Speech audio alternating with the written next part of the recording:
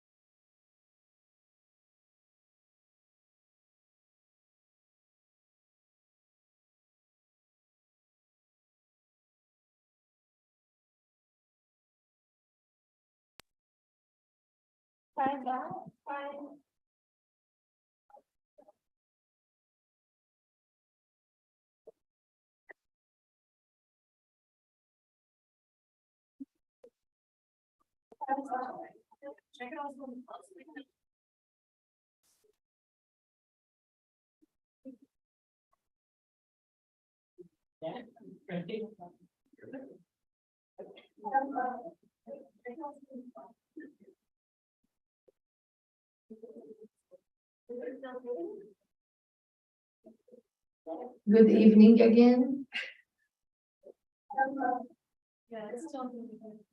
That's not me.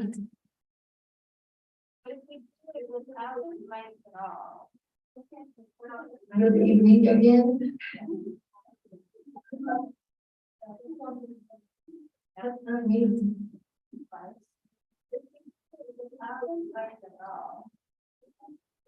Good evening again. That's not me.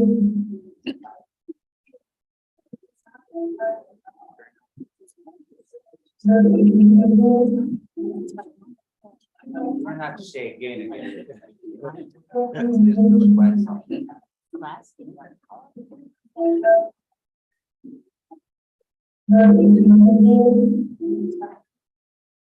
not to say again. Try not to say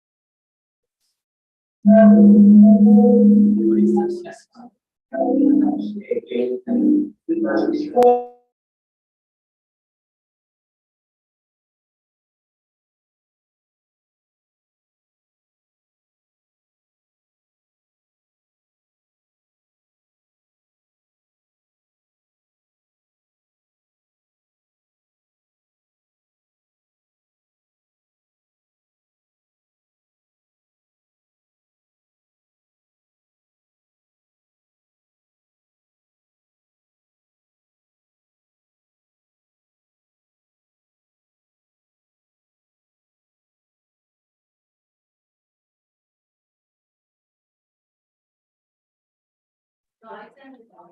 You don't need it. You don't need one.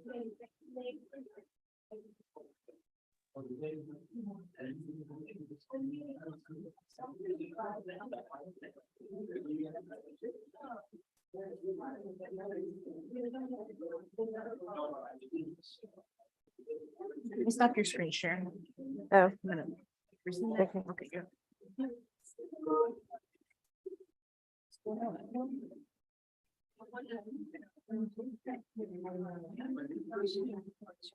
Virtual for now, or? No, I think I fixed it. Okay, we think it's fixed. Okay. Okay.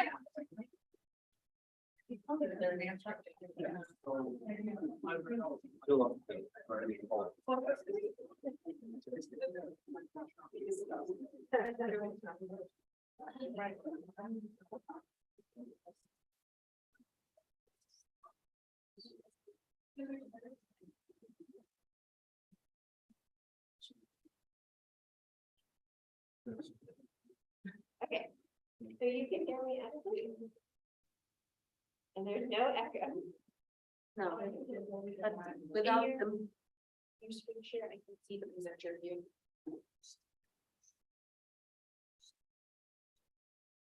Does this work? Inshallah. Um.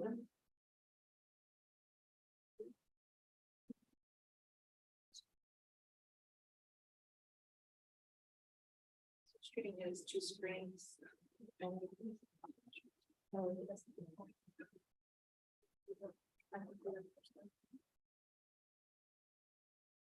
Yeah.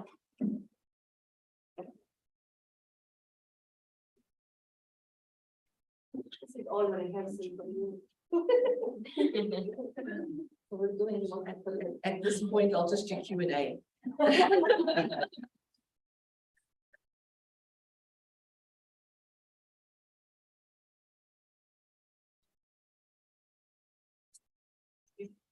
So the people online can see the presenter view. Hybrids are. will let you down. Keep on saying it's me paper. I look at the.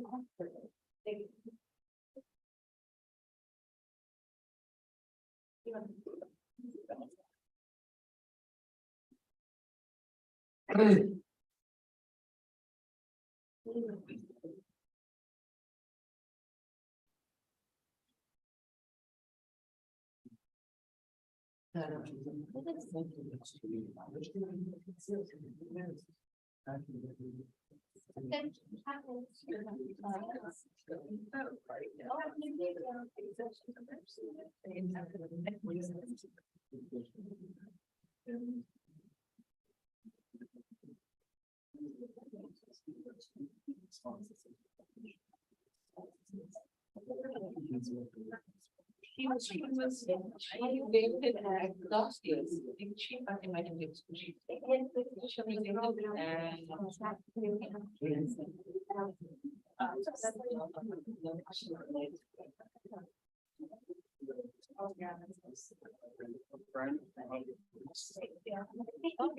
Okay. Yeah.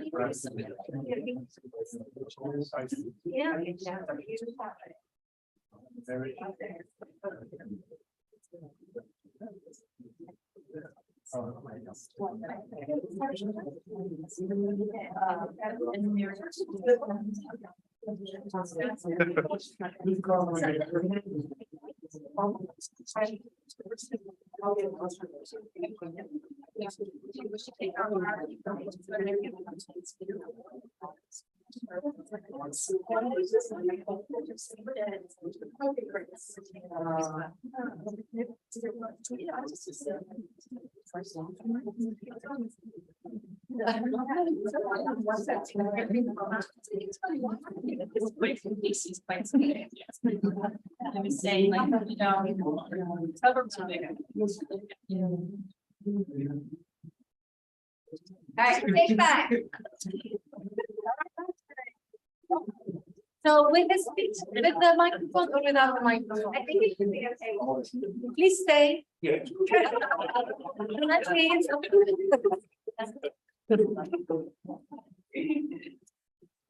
All right, take two, take three. No, seriously, I apologize. We all apologize. We did test the system and we don't know what happened. but I do appreciate your patience, your tolerance of technology, and as good as the technology is allowing so many people to join us on virtually, that also means that we here in person who are just admiring for making that trip up here on a Friday afternoon have to wait a few minutes. So again, welcome again to the 6th annual Advancing Education Muslim Societies Conference or Symposium. My name is Ilham Nasser. I'm the director of the Human Development Program at IIIT and part of the initiative on advancing education in Muslim societies. And partner, of course, IIIT is in partnership with this symposium with the American University. For the past 2 years, we had this symposium with the Indiana University School of Philanthropy. They had an education conference and we were part of it. That's why this is our 6th. The last 2 years, we had it virtually, we had it online. So we are really happy to be here in person. I do mean that to see so many familiar faces and newer ones and people who I haven't seen other than being on Zoom. So this is the time when we're gonna move on with our program for tonight, and we will have greetings from our president, Dr. Hisham Al-Talib, followed by greetings from our vice president, Dr. Ahmed Alwani, and then I will introduce our keynote speaker, Dr. Nuran Davids, who we are so thrilled she's with us this week. We had lots of meaningful conversations and events with her, and we're happy she was able to join us from Cape Town, South Africa. So this is the program for tonight, and we will start with the greeting from Dr. Hisham. You want to be on the podium? Is this safe? Is this microphone safe? We'll try that.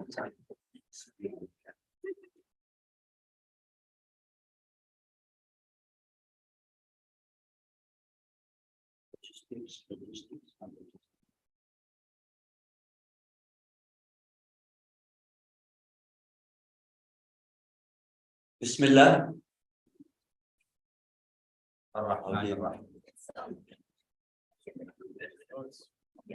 You guys On? Yes. Am I on? Yes. Where we say then, Alhamdulillah. Assalamu alaikum wa rahmatullahi ta'ala wa barakatuh.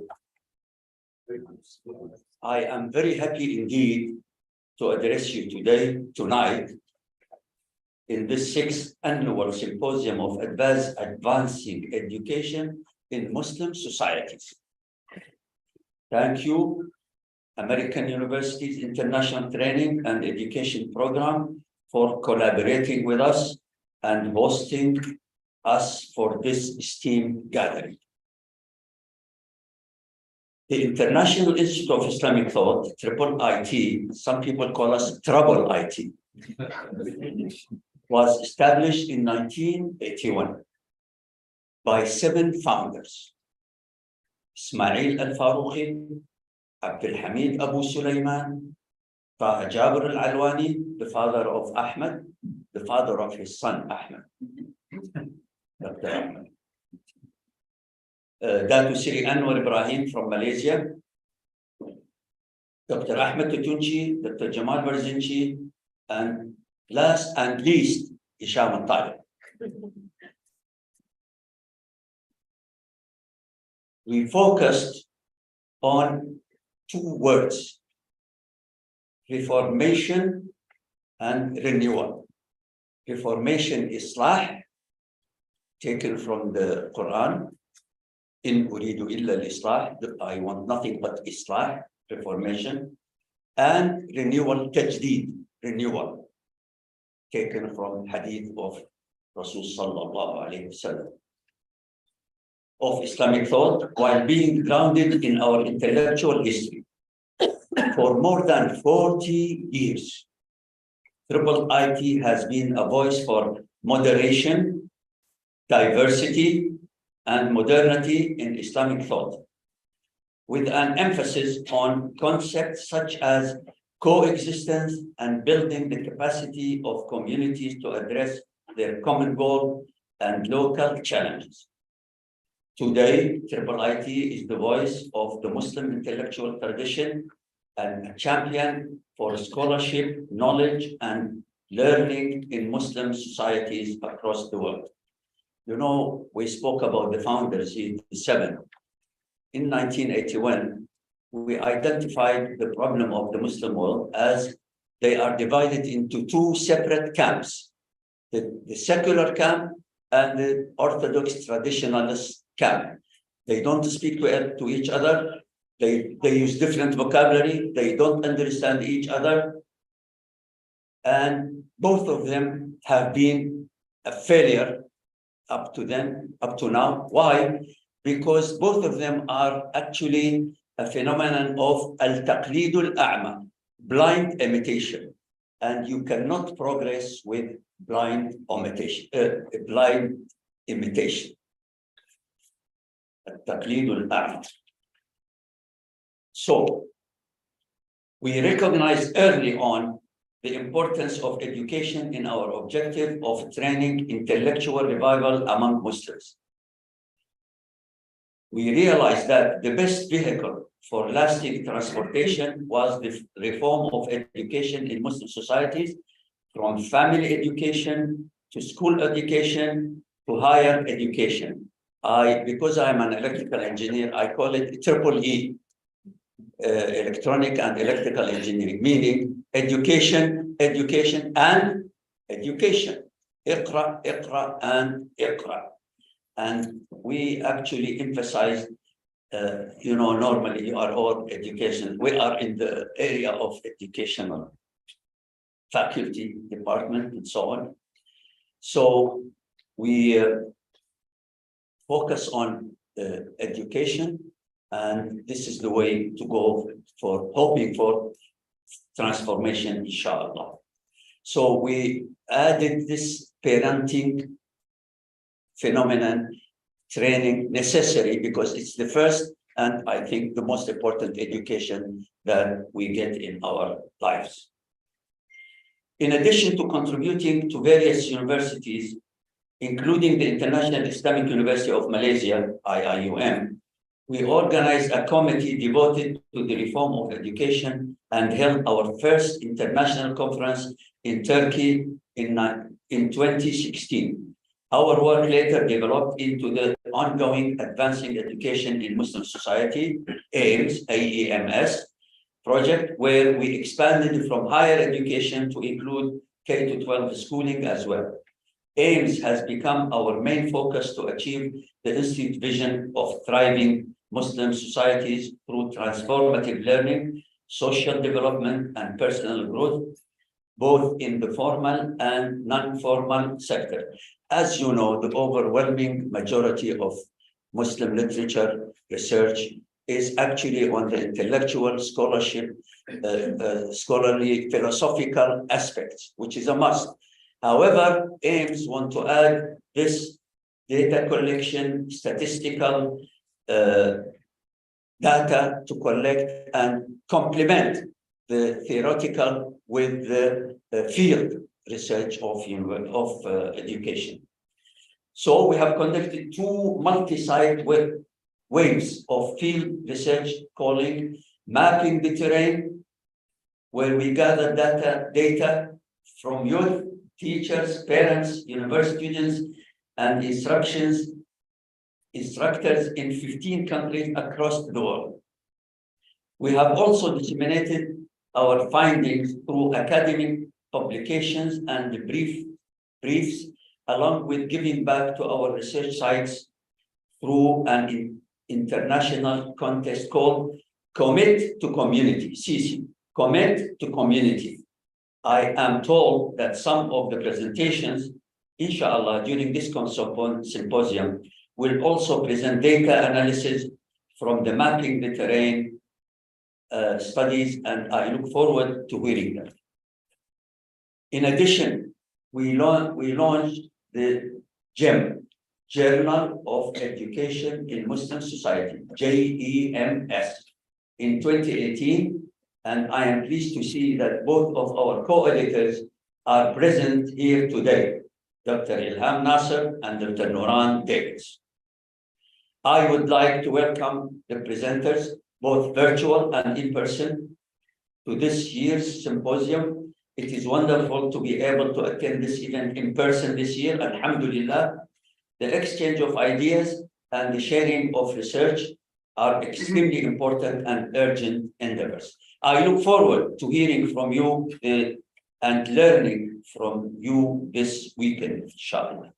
Thank you to everyone who has dedicated themselves to making the symposium a success. And once again, we are grateful to American University for parenting with us, for partnering with us, because I am, obsessed with parenting. That's the original. Mothers is the origin of our education. Partnering with us. We are hopeful that this is the beginning of a very long collaboration between IIIT and American University. May Allah bless you. May Allah bless America, and may Allah bless me as well. Wassalamu alaikum.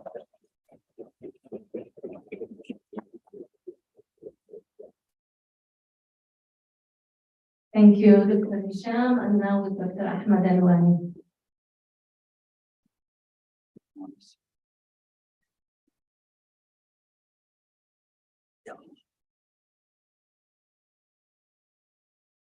Good evening. Assalamu alaikum. Bismillahirrahmanirrahim. It's good that we had some technical difficulties, I guess, but then I can cut my talk short to 2 minutes.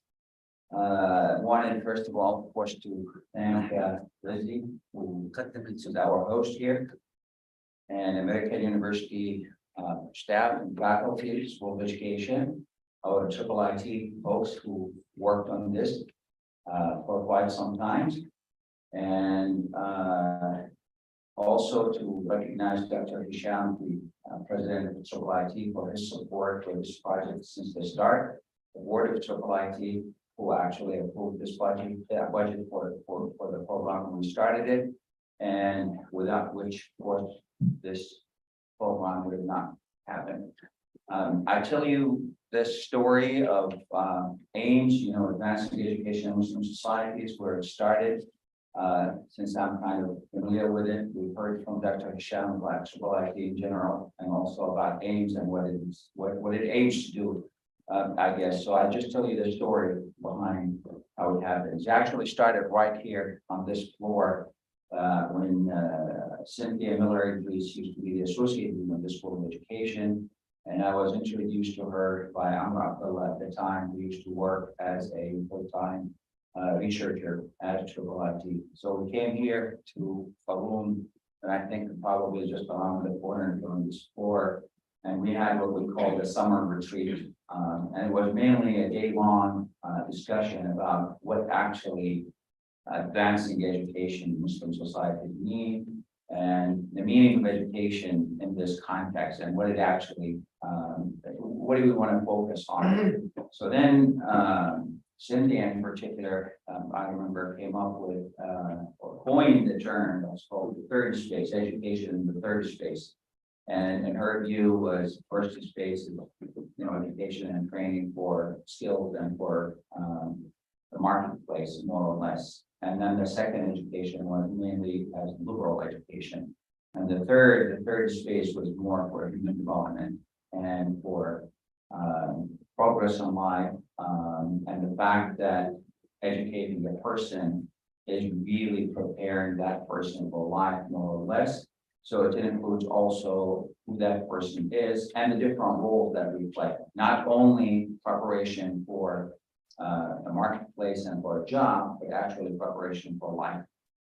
And we took this concept to heart and tried to work on it to develop AEMS as a research project initially.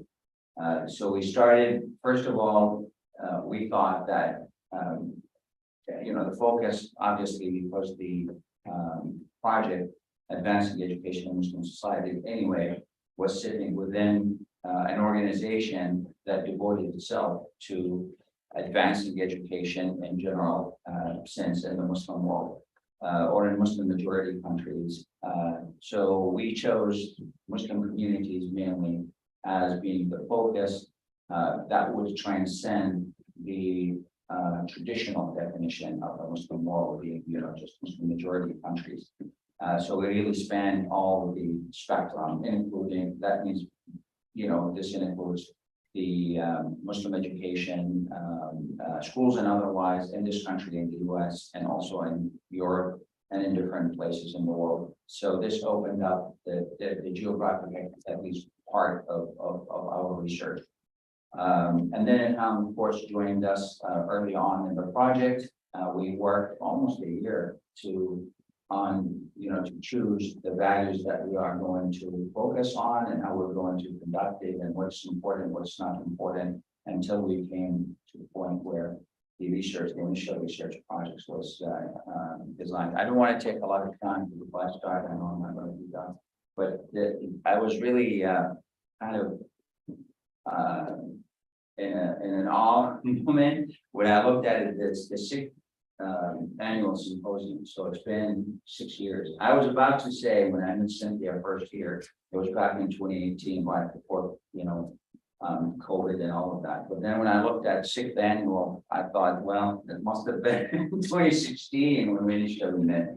And then of course, Liz afterwards was introduced to the project. She's been a great partner all along.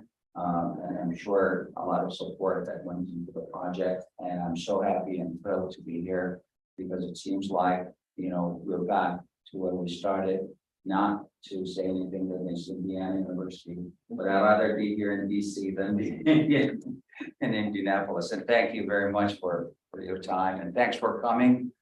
Friday night made me feel sorry about myself, and when you said, thank you very much. I appreciate it.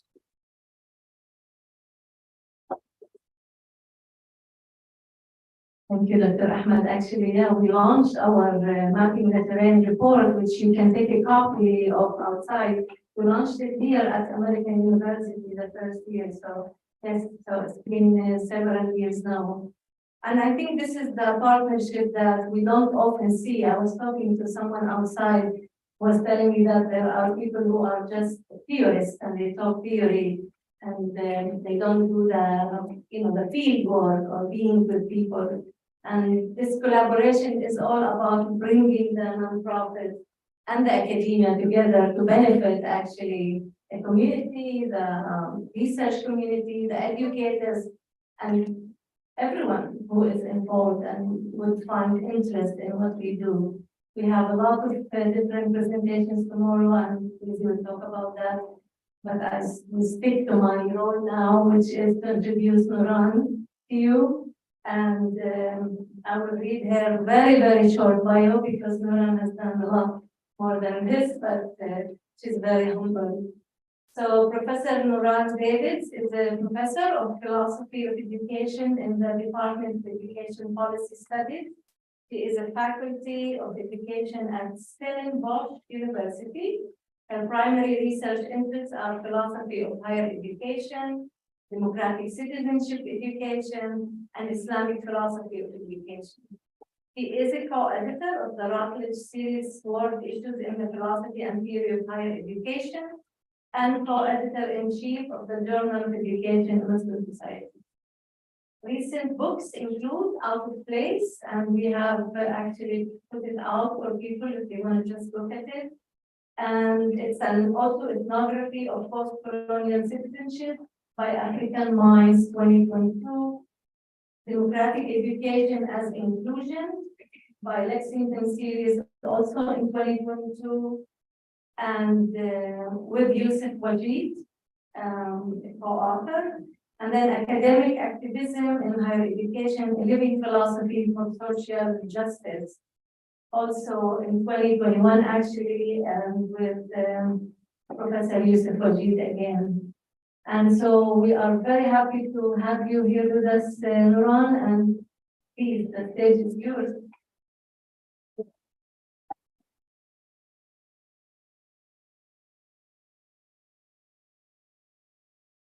Thank you, Ilham. Assalamu alaikum, everybody. Good evening. Thank you so much for having me. It's 3 o'clock at home in the morning. So bear with me. I said by the time I finally figure myself out with this jet lag, I'm on my way back home, which is on Monday. So the symposium is looking at advancing education in Muslim societies. And it wasn't too hard for me to think about an appropriate keynote. And so I want you to come to this keynote and accept it as a challenge and not as an indictment.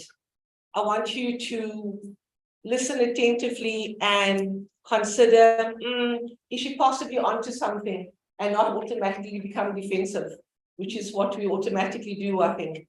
So I want to start with the premise that while we talk about advancing education in Muslim societies, I think we need to maybe dig a bit deeper and recognize that we are actually in crisis at the moment. So that's my point of departure. So not too alarmist, but let me talk you through it. So it's not, okay, there we are. So it's important when we reflect on where we are now to look back on where we have come from. Now, Muslim education, Islamic philosophy enjoys an incredibly rich history. It precedes great philosophers that we often draw upon, like Aristotle and Plato and Socrates. It really has an immensely rich history. And for a very good reason, there was a period called the Islamic Golden Age, where all kinds of philosophies and mathematics and critical thinking and engagement was really a profound part of what it meant to be a scholar in Islam. And so it might be, my screen is not showing, I'm not quite sure why, but let me carry on. So it might help you to know that if you talk to the Western world, for example, then they will say to you that Europe is the home of the world's first university. But actually Islam has the world's first university. The very first one was established in 895 CE in Morocco, and notably by a woman. And this is really important. So a woman started it, and at this particular university in Fez in Morocco, you had amazing scholars who were teaching. People like Al-Idrisi, Ibn al-Khaldun, Ibn al-Arabi. I mean, these were phenomenal scholars. And so we have this very incredibly rich history of amazing research. But critically, what I want to point out immediately, that these philosophers, these Islamic scholars, were never only interested in Islam. From the outset, there was a very clear understanding that if you want to be in this world, and if you want to contribute to this world, then you have to find a way not only to expand your Islamic knowledge, but you have to understand the world you're in. And this is a critical point, especially as we look at what's happening in the world around us. So we have this incredibly rich history, and then something happened. And maybe because we started so high, we could only go down. And there was this stagnation, and more Islamic Muslim institutions became known as places of authoritarianism, indoctrination, memorization, rote learning, no room for critical thinking, no room for interrogation, no room for consultation, no room for deliberation, which is incredibly problematic if you consider the fact that if we are laying claim to Muslim education, then the very basis of that education ought to be deliberative. It ought to be based on democratic principles. Let me immediately just clarify also, because people often think that Islam is irreconcilable with democracy. I want to immediately disabuse you of that myth. Islam is completely embedded in democratic principles. It's Muslims who have not done a proper job of honoring that message. So then we saw a glimmer of hope in 2011, 2010, with the horrific self-emulation of Mohammed Bouazizi in Tunisia. You might remember him as a hawker whose Apple cart got confiscated, and in absolute desperation, because that was the last bit of livelihood he had left, he literally set himself alight. And that ignited the Arab Spring. And I was hopeful. I was incredibly hopeful that finally the youth had had enough. They were tired of being oppressed and shut down and silenced by insecure, dictatorial, authoritarian regimes. Unfortunately, it didn't amount to much. It's very hard standing up to political systems. And all the while this is happening, while people like Mohammed Bouazizi are setting themselves alight and subsequently died, the question that I had since then is, where are our universities? Where are these higher education systems of excellence that we purport are so great, that have come from such a rich legacy? Where are the voices of our academics? What's happening? And so what I want to take you to, and so we had this hope, and unfortunately it amounted to nothing. Now, to just contextualize more for you, the reason why I say to you that we are in crisis is because on the one hand, despite the fact that we have many universities in Muslim majority countries, we are nowhere in the top world rankings. We are not producing the kinds of scholarship that our predecessors were known for. We're not producing any scientific breakthroughs. We're not producing anything new. So on the one side, you can quantify the stagnation, because whether we like it or not, universities are ranked. It matters what kinds of knowledge we produce, and it's not evident. But that might be of a lesser concern if you consider the other big crisis, which I think is a bigger one, which is this absolute paralysis when it comes to addressing the condition, not only of Muslims, because the Quran was never sent for Muslims. It was sent to all of humanity. So this idea that we only have to take care of ourselves is another myth. And so we have this crisis of the world around us is changing all the time. We are in the midst of neocolonialism, of racism. Ilham and I had the most extraordinary time yesterday when we visited the African American Museum, and you move from the lowest dungeon section where the slave exhibitions are to the top where Black Lives Matter is. And once you get to the top, you have to realize, so what has changed? What has changed? Okay, so for Muslims, the biggest crisis at the moment, we would like to call Islamophobia. But of course, Islamophobia is nothing else but racism. It's a very simple thing. It's nothing special. Islam, and again, this is not something new. Islamophobia has always existed in one form or another through colonialism, because colonialism refused to accept Islam as a religion. It saw it as an ideology, right? And it could be disposed of. And so Islamophobia is not new. And yet we find ourselves in a world right now where I know as a Muslim woman, when I travel, you've got to be careful how you navigate spaces, because you never quite know when you're going to be confronted, right? When you're going to be held back, when your passport gets taken away for a bit too long, you're not quite sure what's happening. These are confrontations. And at the center of this confrontation is what I want to refer to, and this is because this is my absolute passion. And it cuts across citizenship education, and it cuts across what it means, anything about social justice, and it cuts across, ironically, democracy.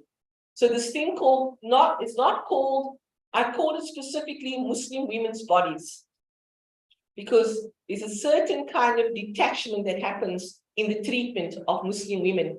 They are not seen to be as with agency. Muslim women are not seen to be autonomous beings. You put on a hijab and immediately you must be backward, you must be passive, you must be uneducated, right? And as I get asked by colleagues sometimes, does your husband make you wear that? As if I do not have a mind of my own. So, and this entire dichotomy gets constructed. And so we get pulled, and Sheila Ben Habib, one of my favorite theorists, talks about the fact that the women's body becomes a site of symbolic conflict. Now, here's the irony, and why I bring her up at this point, is that not only is she the site of conflict in liberal democracies, but she's also the site of conflict in Muslim countries. And so she gets used for different purposes. The body gets used because neither sees her as an autonomous being. So liberal democracies say to her, let us liberate you. Come, we will liberate you by removing your hijab, and then you will be free.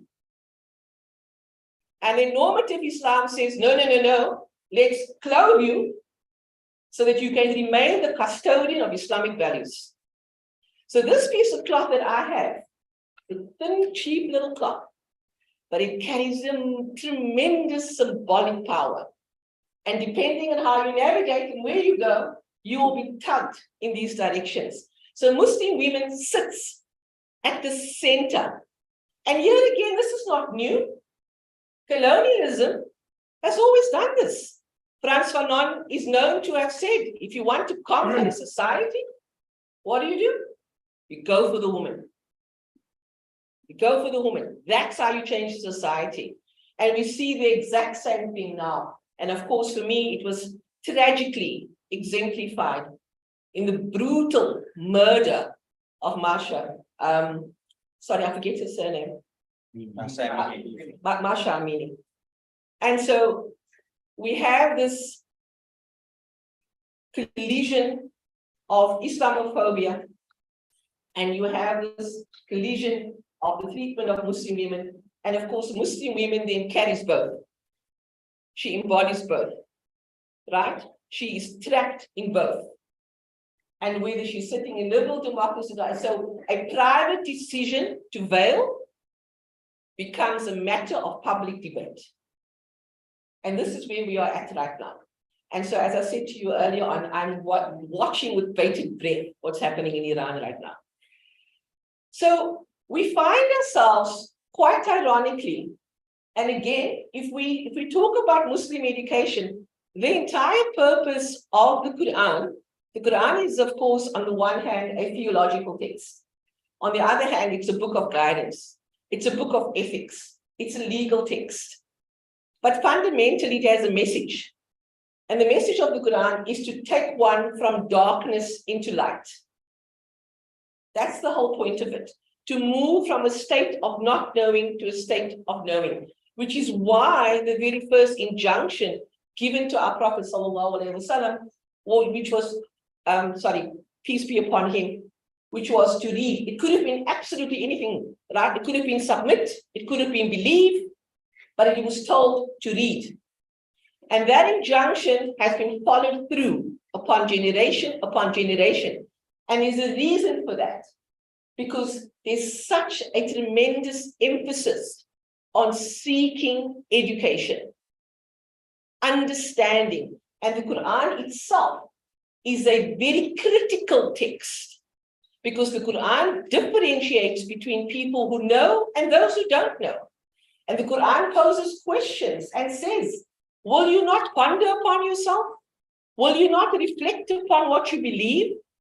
So nowhere is there this idea of passivity of learning, that I merely absorb what is given to me, that I don't ask questions. Our very text that we so much lean on, that we consider as our foundation, invites us into critical engagement at every single turn. Yet, when you compare that message with what is happening, not only in higher education, but in our schools, it's the complete opposite. It's the complete opposite. Where children sit and die of boredom, and I really hope you aren't at this point. And they are merely given information, and teachers are too ill-equipped to even be able to answer the question. And this is the state of Muslim education. And it's not just in Muslim majority countries, it's in my home country as well, where there's a strong emphasis on rote learning, and you do as I say. And if the question comes, well, because I say so. You're not answering the question, which is why our young people are in such crisis. Because you are not providing them with the answers. You are not equipping them with the tools of how to navigate an increasingly changing world, and for Muslim women in particular, an increasingly hostile world.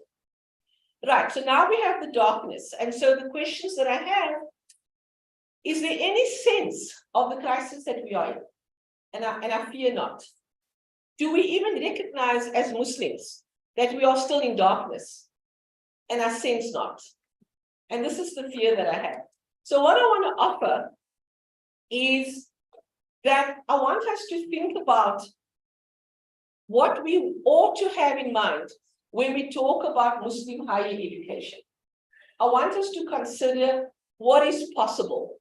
And also, I immediately want to point out, it's not only Muslim higher education or universities in Muslim societies which are struggling, right? There are many, many universities who play absolutely no role in relation to the society in which they find themselves. So this is not a criticism which is unique to Muslim institutions. Right? In my own institution, there are endless battles of what is the purpose of education if you are not changing the society in which you find yourself. Because ultimately, if your education is of no benefit to anybody else, then what is the point? And what is the point? Quite just very straightforwardly. And so we have this idea that there has to be a goal. And the first thing that Muslim higher education has to become cognizant of in a very renewed way is the fact that it has a moral responsibility.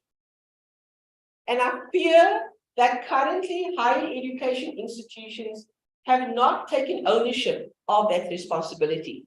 We see higher education, we see the purposes of university as the churning out of graduates and the churning out of degrees.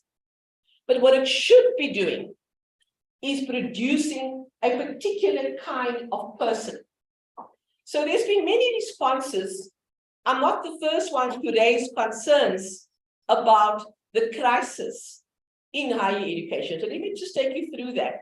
So one of the more popular responses that we have had is this idea of Islamization of knowledge.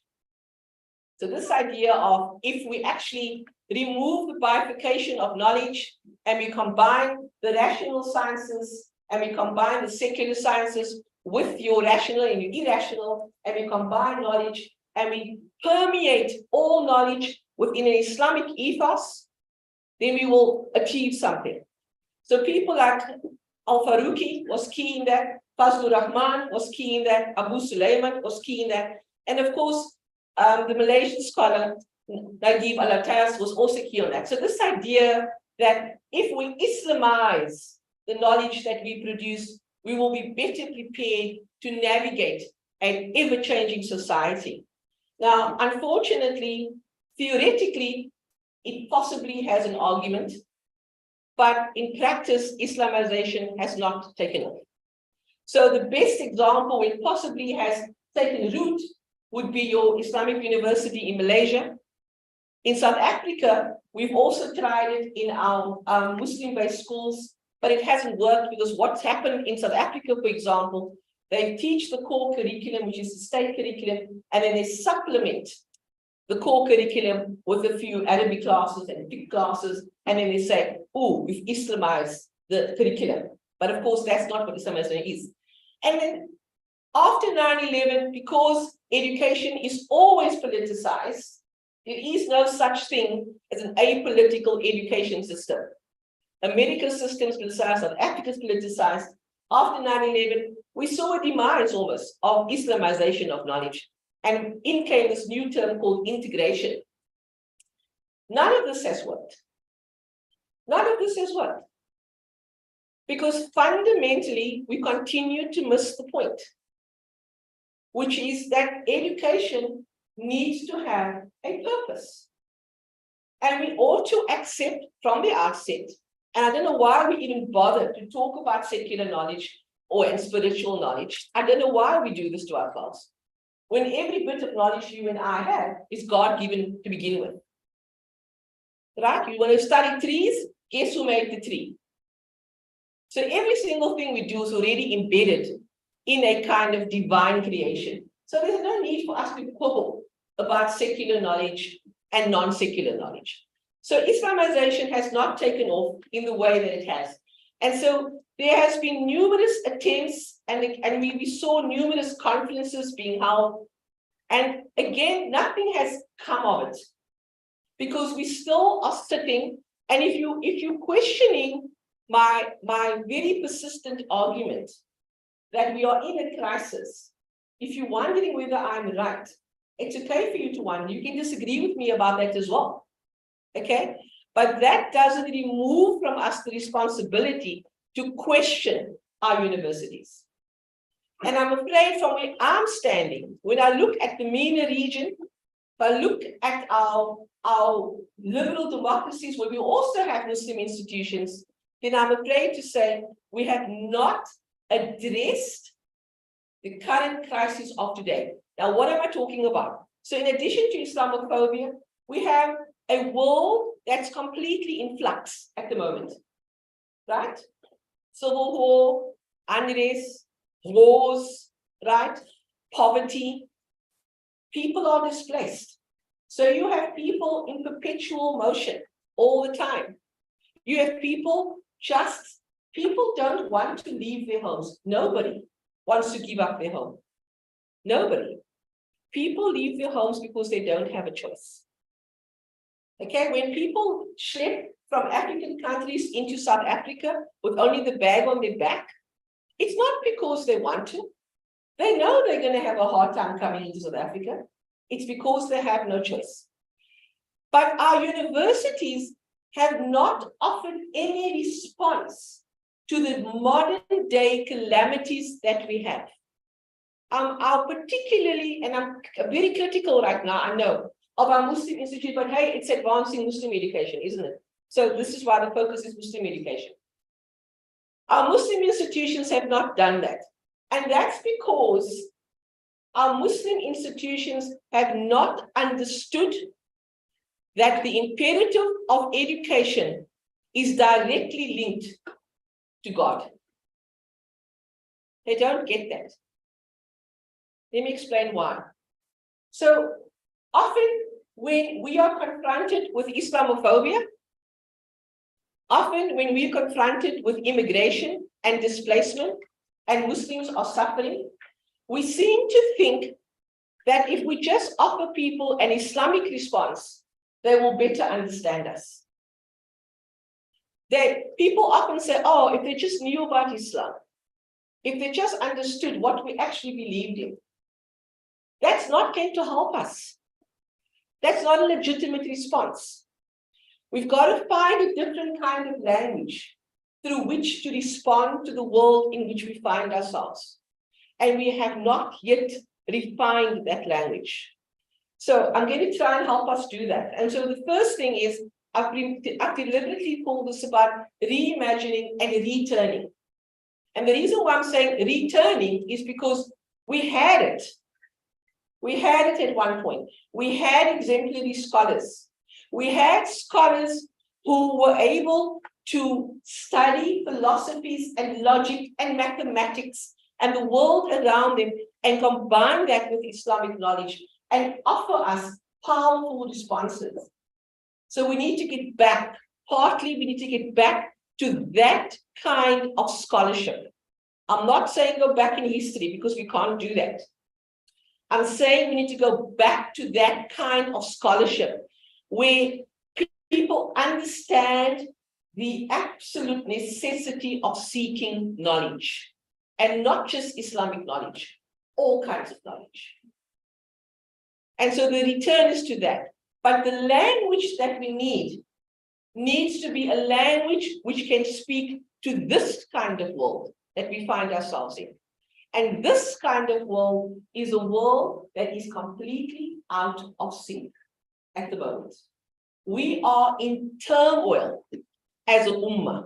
And I use the word ummah. People think ummah is only meant for my Muslim brothers and sisters, but the Quran uses the term probably over 90 times, in different ways. And fundamentally, it's about a global community. You and I are connected by virtue of the fact that we come from the same being. It's as simple as that. And so we have to be able to respond to that. And so what I make an argument for is this idea of taking responsibility on the one hand. And when I say take responsibility, it's about being responsible for each other. So when I'm a teacher, like I am at my university, I have to take responsibility for everybody in my class. If somebody's not coming to my class regularly, I've got to ask, where have you been? Because I care about you and I'm concerned about your well-being and about your future. I take responsibility for you. But I also have to take responsibility in preparing you for the world out there. Now, that means that I've got to give you a language that's going to allow you to navigate this increasingly changing world that we find ourselves in. So I actually need my glasses. 1 second, sorry. Take mine. No, I don't think that's going to work. I think that's going to. This is what happens with age, yeah. So one of the things that the idea of taking responsibility is also about being responsive, right? So it's not just a matter of teaching. It's about teaching in a way which is responsive to the world in which you find yourselves. And then one of the first things that I'm calling upon Muslim education centers, institutes, universities to do is to take responsibility for those they teach, equipping them for the world in which they find themselves, but to teach them in such a way that you are preparing them to be able to respond to the world that we are in. So we have lots of challenges coming our way at the moment, right? And so this is key for me. And you will notice that very clearly here, it's about responding to the challenges and malaises and the crises in which we find ourselves. Because education is not simply about teaching people about a particular subject. Education has to do with preparing young people how to be in the world in which they find themselves.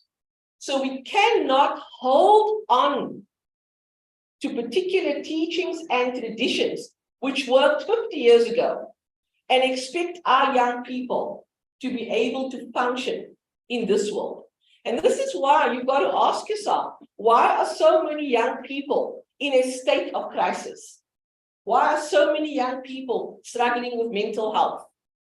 Because we are not adequately preparing our young people for how to be in this world. The other thing that we need is that Muslim education, for some reason, is afraid of this word or this process of critical inquiry.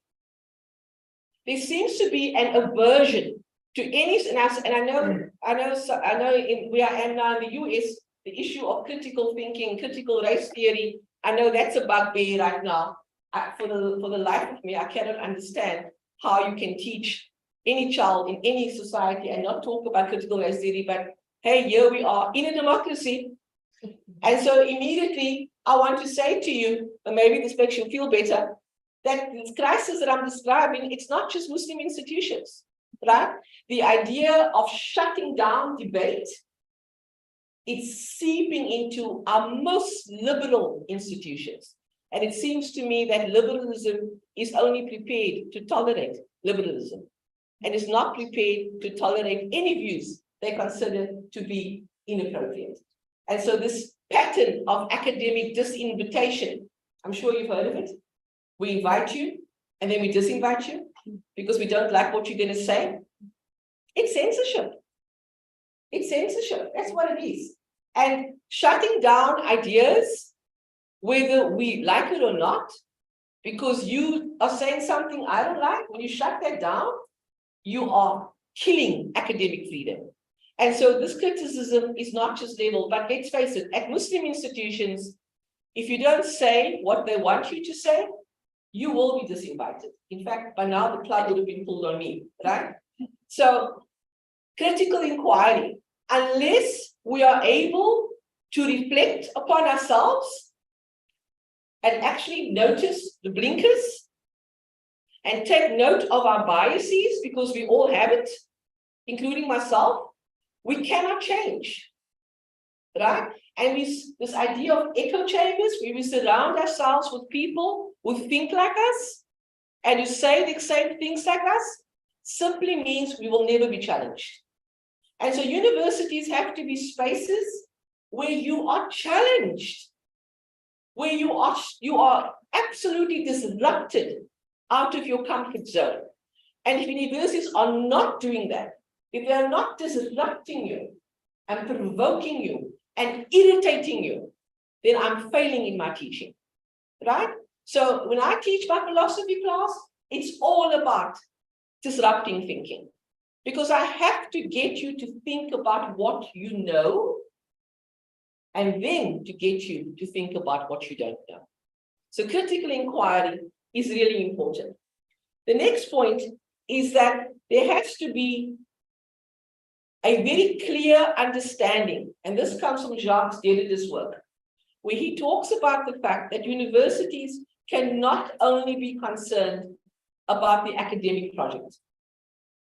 That universities have responsibilities which extend beyond the walls of the university. That universities have to have an impact on society. And again, so if we look at the universities that we have in our different Muslim majority countries, what good have they brought to communities? Of what benefit have they been to the poor? Of what benefit have they been to people who are displaced? How have they assisted the cultivation of a better society? And if they haven't done that, if education does not have a purpose beyond this roof, we are all wasting our time. Okay? And so in returning and reimagining, I want to just draw on the works of Ron Barnett, who talks about the fact that within a university, there are 4 key areas that a university has to be aware of. The one is we've got to accept that this world is unpredictable, right? Did any of us foresee COVID? No. None of us could have seen how the world would have changed in a split second. So we have to recognize that in as much as we are teaching for something, we're also teaching for the unknown. And this is important because we cannot know what we are teaching for. The next point he talks about is uncertainty. This is a very important point because I think academics and teachers sometimes become too certain in their knowledge. They think they know their discipline. I know what I'm doing. But part of being a good teacher is to doubt. Part of being a good teacher is to actually say, I'm not sure. Because that's when the learning happens. That's the power. And when I can say that to my students, then the trust will evolve even more because my students will then want to learn with me. The third point he talks about is the contestability, that we have to question the world in which we find ourselves. We have to question why Islamophobia has become just something Muslims have to accept. We have to question why women, and let's take the Muslim out of it, but why the public domain is so different for women to access. Why it's so incredibly different When a male accesses the public domain, it's entirely different to how a woman. We have to question patriarchy. We have to question misogynist behavior. We have to bring into disrepute certain taken for granted norms. And for Islam, for those who claim to be Muslim, we have to seriously question the way we have allowed Muslim women to be at the forefront of Islamophobia. It's everyone who claims to be Muslim and not. Because the fact that a particular group is called out on the basis of how she dresses should concern any socially just human being. It should be a matter of concern to anybody because it's a form of discrimination. And then the last one that Warner talks about is the fact that we need to challenge our own understandings. And here again, if we look at the interpretations of Islam, if you look at what led to the model police, as they are called in Iran, why is there such a thing like a model police?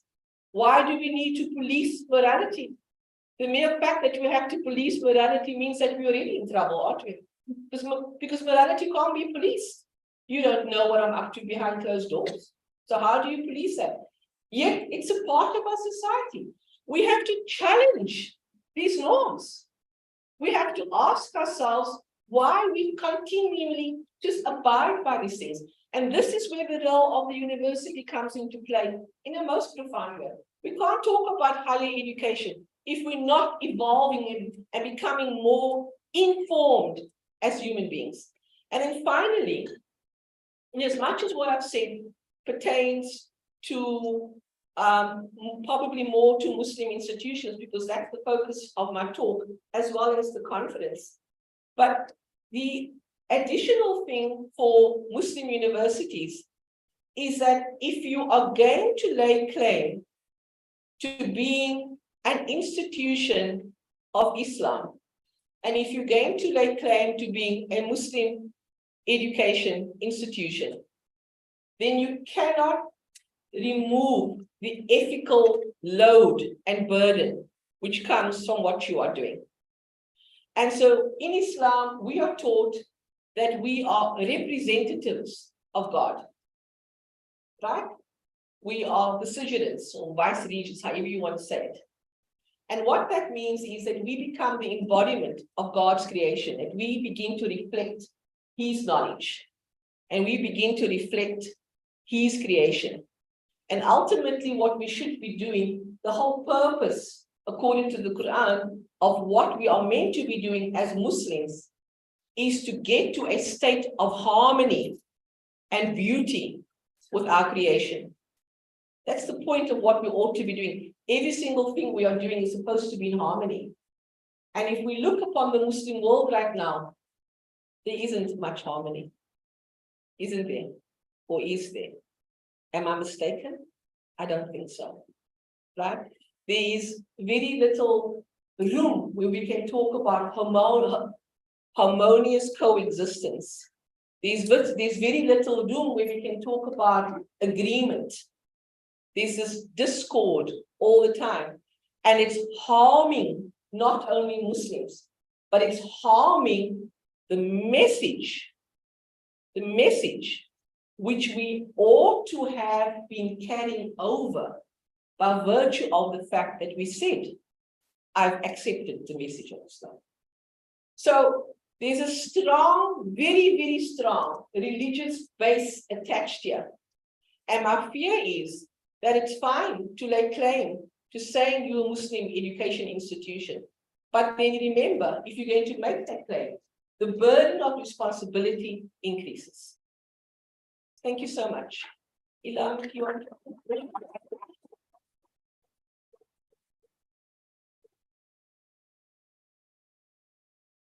We actually have about 30 people online, and some of them are writing comments, but Okay. we don't see questions yet unless someone here in the audience has a question. You have one online? Okay, and then I have one, Okay. but we'll start online. Okay, so can everyone hear me? All right. So this is from Michael Gibbons, who is our scholar in residence here in the ITEP program. He writes, there is an eerie similarity between the failure of Western secular education to foster the founding principles of forming a free, critical thinking, democratic, and pluralistic citizens, and B, the shortcomings of Islamic education to foster the critical self-reflection and dialectical reasoning of Muslims at the heart of the Holy Quran's guiding questions.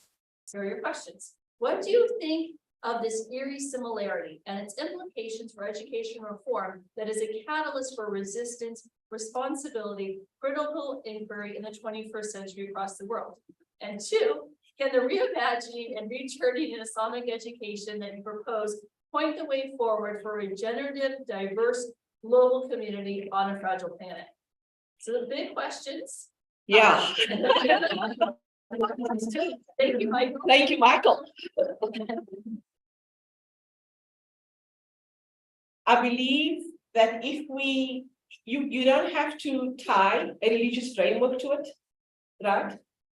And he's quite right in drawing the correlations and saying it's the exact same thing, which is actually so ironic, actually, if you think about it, because we always kind of have this, Samuel Huntington's Clash of the Civilizations.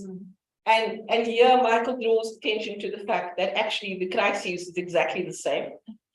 But I believe that if we get back to what the purpose of education is, and I think that's at the heart of it for me. And this is part of a bigger picture because we are part of a globalized, commodified, marketized world where education is increasingly becoming a commodity. And we kind of think it's about getting paperwork, and we associate education with economic prosperity and mobility. We seldom think about it as a kind of model compass and in terms of what I can do to create a better society. And I think that's at the heart of it for me, that we have lost sight of the fact that education is the only means towards a more socially just society.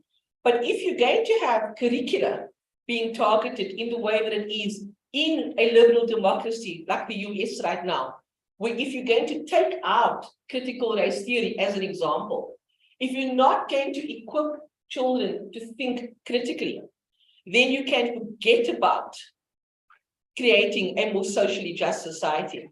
Now, the other big issue for me tied to that is how we understand education. Because together with understanding education only as a means to an end, the other big issue is that we have prioritized the wrong subjects. That we have placed a very strong emphasis on STEM. We have told people that if you want to achieve, do maths and engineering. And we have told them, again, it's about money, isn't it? Your son wants to do BA and you go, oh my word, I can't support you all my life because a BA is not going to amount to anything. But what we are missing in that is that part of teaching children how to think critically, part of democratic principles, it's not just about how to think critically, it's about instilling compassion and care and respect and regard and mutual trust. And we don't have that anymore.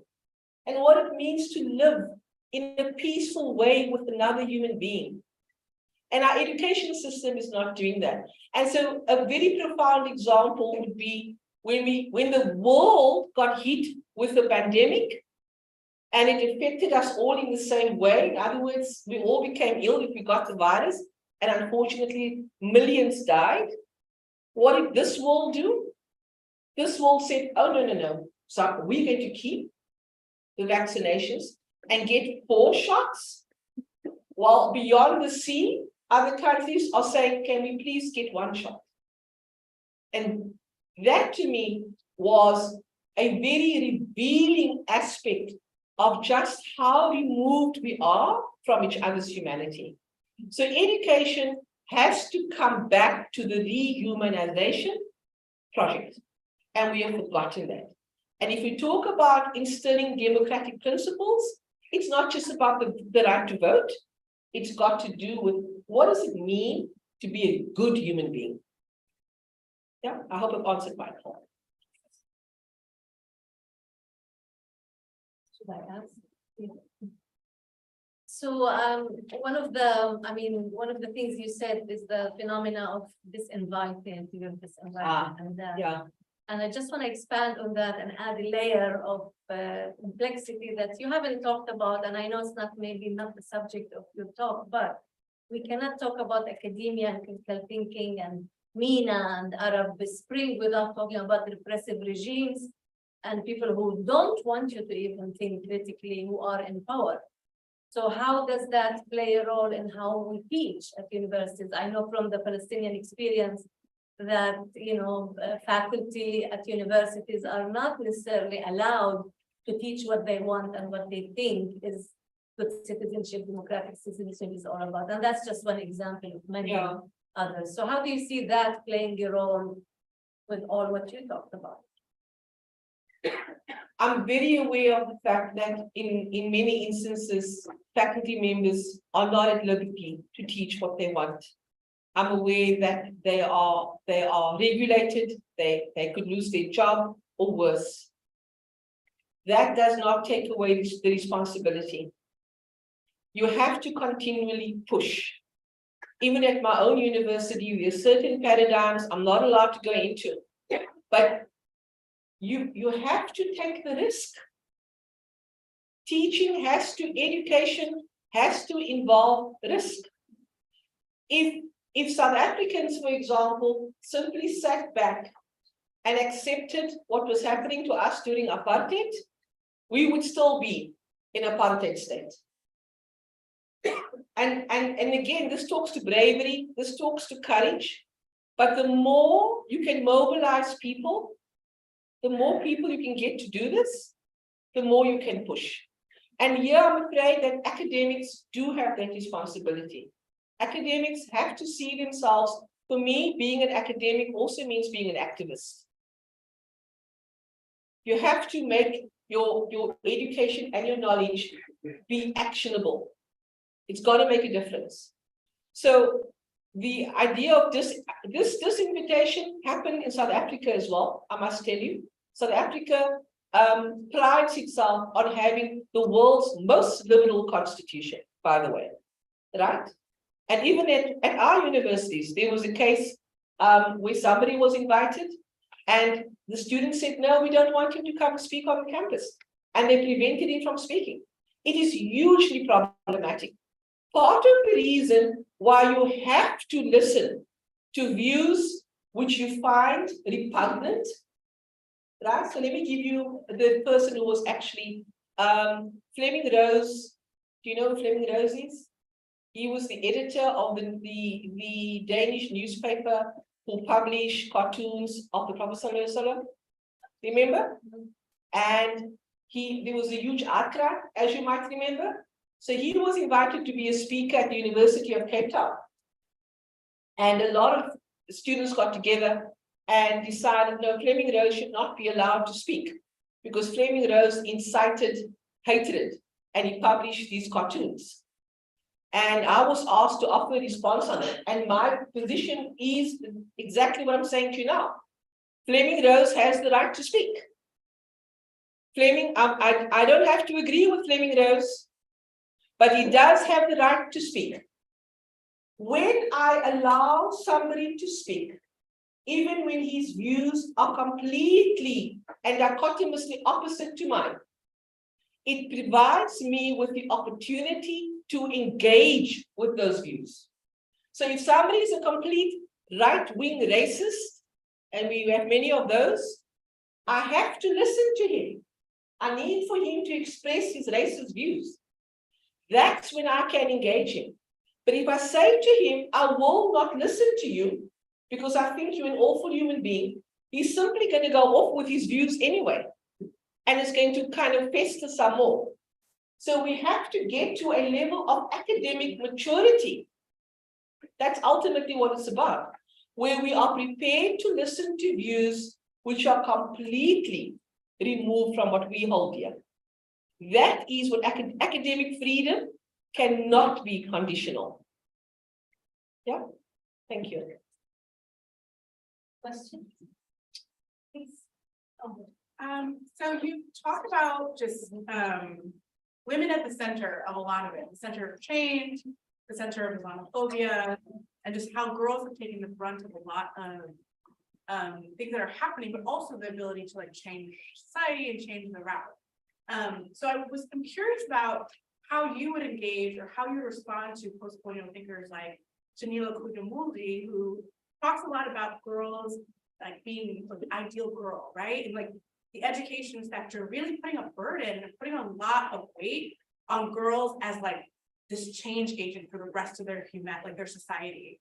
And we see that all the time within like Western media, like Malala, like how we've created this ideal Muslim girl. Yeah. And even so in education and how you imagine reimagining and returning, what does it actually look like to recognize the humanity of girls, recognize that like maybe some girls don't want to be the saviors of it, like, you know, like this like huge weight upon them within education. What does it look like for you, especially as you're looking at higher education and just education in general, Yeah. especially with the messaging that a lot of education, like donors and like the sector is looking at specifically for Muslim girls? Yeah. Thank you for that question. Yeah, it's because of the historical treatment of women and not just in Muslim societies, right? The idea of educating the girl it's not seen as a priority, right? In South Africa as well, you know, the girl child is seen to be at risk. She's the one who's going to drop out. She's the one who's going to take care of the younger siblings at home. She becomes the surrogate mother when the mother can't do things. So there's a huge risk factor for her. So I can't change the way the world has constructed that. But I hear your question in terms of saying, well, should we continue to burden her? Now, how I see that, and if I talk to you now from my talk here now in terms of a Muslim framework, is people don't believe me when I say to them that in Islam, women and men are actually completely equal. That whatever has been ordained for men is ordained for women. Whatever rights men have, women have. In fact, the men are not going to like this. In fact, I have more rights as a woman over the male than what he does over me. But the interpretation of that foundational text has been through a male imperative. Because the text we have used to interpret Islam has been through male scholars. And so the female voice has been sidelined and sidelined and sidelined until the interpretation becomes the norm and not the source code. So for me, the way forward, I don't have to change anything. I know where I stand. I'm above equal in terms of my paradigm. But in terms of Western democracies, it is a reality that females have not accessed education in the same way that males have. And we have to find a way to correct it. So yes, it can be seen as a burden, but I'm really hoping enough. And quite ironically, if you look at statistics at Muslim institutions, we're seeing a nice steady trajectory of more female students than males.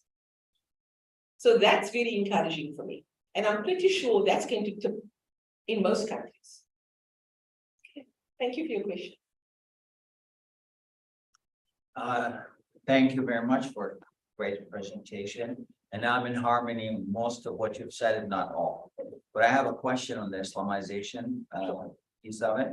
And I know you define, or at least you explain Islamization in a sense that this idea of combination of kind of what you could call secular knowledge and then the Islamic knowledge and kind of the combination of both in a sense.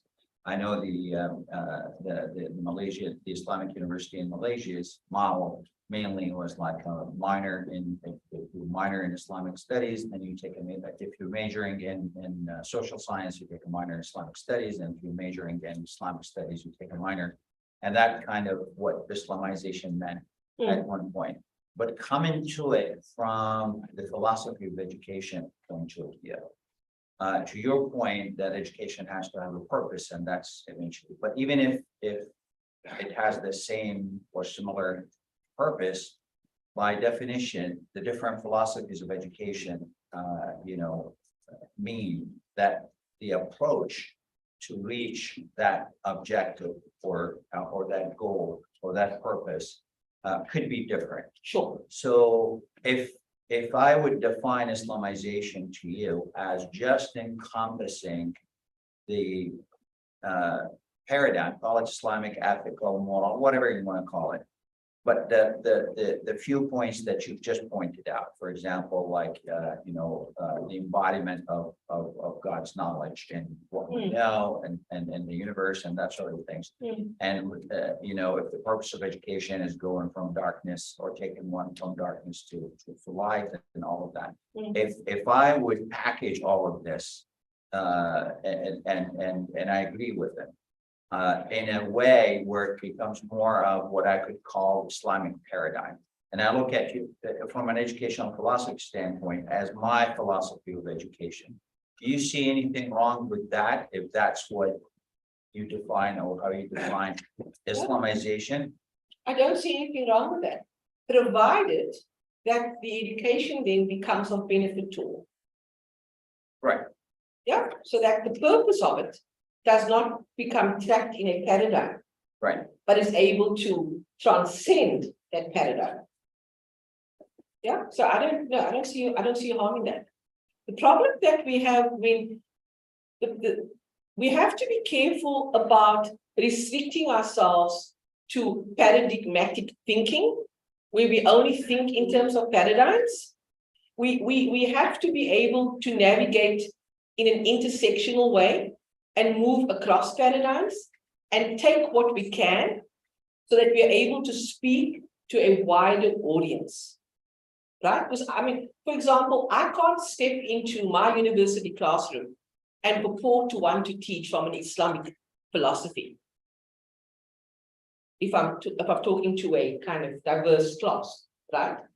I have to be able to, and this is part of what Al-Ghazali, I think, taught us, is that you have to be able to cross over into other philosophies as well, because that's going to enrich. But that's part of the paradigm Yes, itself. but You're supposed to accept diversity. absolutely. But it's about being able to work from a paradigm, but then being able to cross over into other paradigms as well.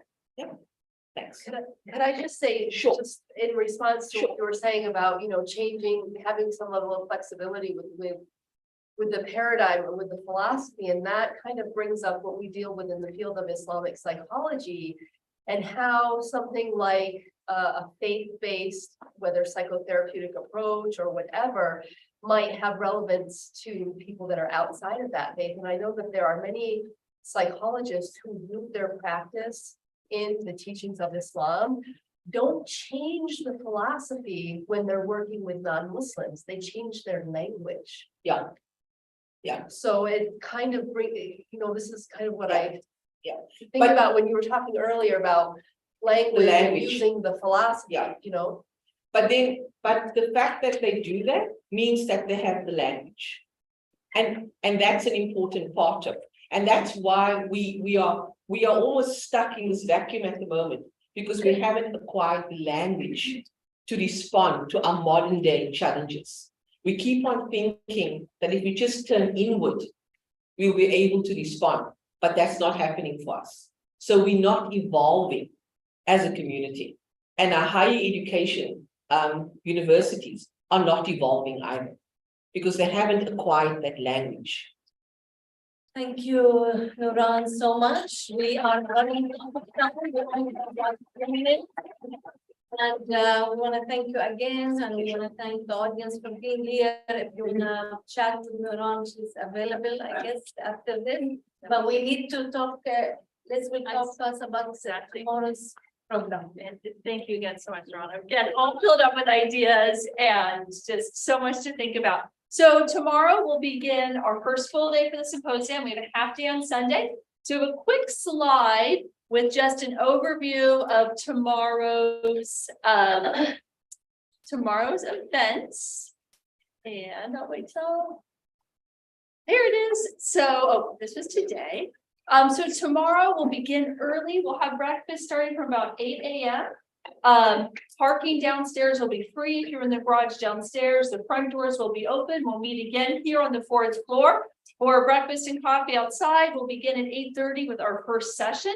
The full program is online and you should have received an email with the full program. All of the presentations have been recorded. So that's how we'll have participants joining us from all over the world. And some of them will be in person tomorrow, but all of the presentations will be streamed through Zoom, recorded in advance, but we'll have a live Q&A. So I hope to see all of you back here tomorrow morning. Looking at my students, law practice, but thank you all so much for joining us. We're so excited to be here with you.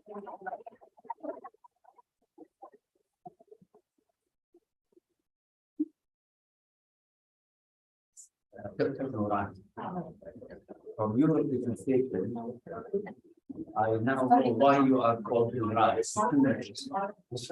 Second, you want to respond? Yes, because Yeah. actually, the one of these.